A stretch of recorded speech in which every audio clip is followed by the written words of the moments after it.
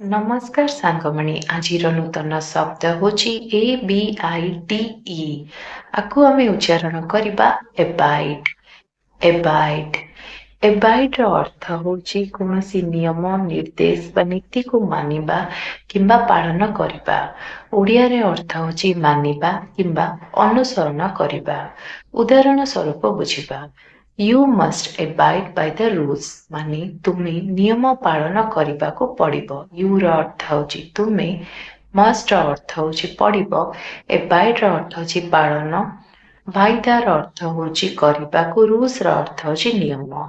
द्वितीय उदाहरण दे abide by the law माने से माने आईन पालन करती।